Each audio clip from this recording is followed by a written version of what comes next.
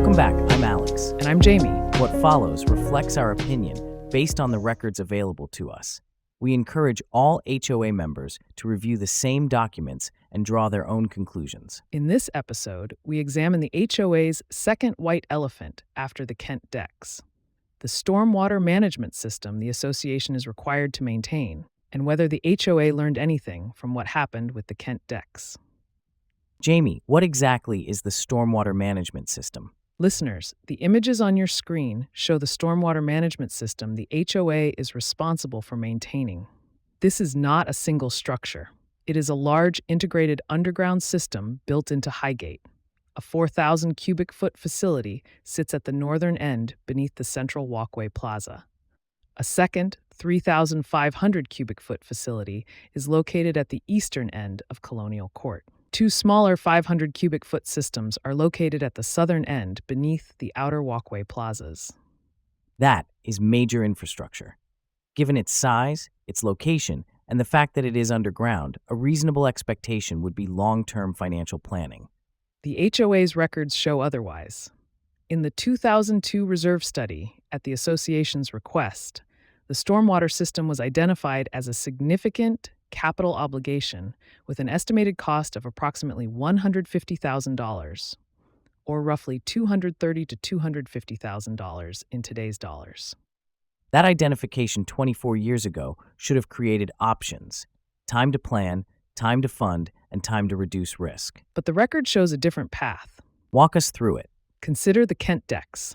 The 2006 reserve study identified the waterproofing membranes as a long-term repair with an estimated cost of roughly $400,000, about $650,000 to $700,000 in today's dollars.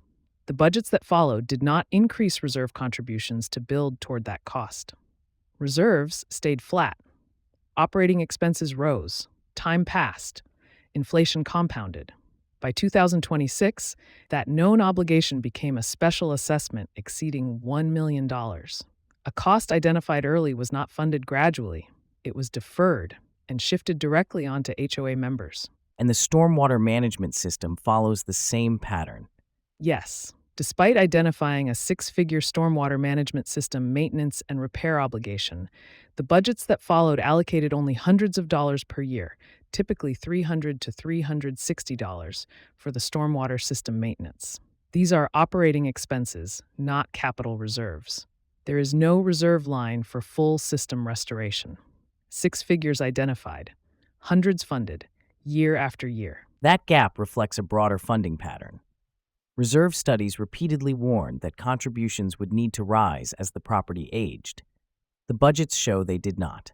Reserve funding remained roughly $40,000 to $60,000 per year through the mid-2000s and into the 2010s, even as assessments and operating costs increased. Reserves grew slowly while obligations increased sharply. The 2006 reserve study also shows that interest earned on reserves was moved into the operating fund instead of remaining in reserves. Budgets list that interest as operating revenue. The records do not clearly show when or if that practice changed. The result is lost years of compounding that could have reduced today's financial exposure. The reserve studies also describe threshold funding, allowing reserves to decline in certain years. The budgets reflect that approach. From roughly 2006 through the early 2020s, reserve contributions stayed below $60,000, even as total budgets grew substantially. That approach did not preserve flexibility. It made future special assessments increasingly likely. The conclusion is consistent. Major infrastructure obligations were identified early. Funding decisions did not keep pace. Time and inflation did the rest. That is how the Kent decks became a financial crisis. And the stormwater management system, that is large, underground, and will be expensive to repair, is on the same trajectory. Did anything else stand out in the record? Yes, 2 related issues. First, the Kent garages. Reserve studies in the 2020s classify Kent garages as long-lived and exclude them from reserve funding. At the same time, the budgets show recurring operating expenses for garage maintenance and repairs rising into 5-figure annual amounts. These expenses maintain appearance. They do not build reserve capacity for major structural work. Second, discretionary spending. The reserve studies indicate that the HOA is several $1 million behind on funding, identified capital needs, including an immediate requirement of approximately $1,800,000 for waterproofing and a longer term reserve shortfall approaching $5 million. At the same time, the 2025 to 2026 budget includes discretionary operating items, more than $30,000 for landscaping enhancements and approximately $3,000 for social activities. While each of these expenditures is modest in isolation, in my opinion, when viewed alongside the association's documented funding gaps, these spending choices highlight a potential misalignment of priorities and merit careful review by HOA members. This is not about hindsight. It is about patterns.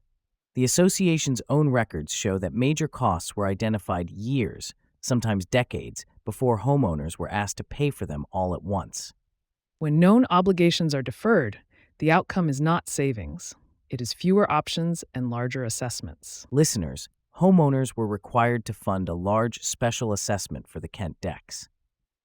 Other major obligations, including stormwater systems and garage structures, have been identified but remain largely unfunded. Given that context, what do you think about the HOA continuing to spend discretionary funds on landscaping enhancements and social events?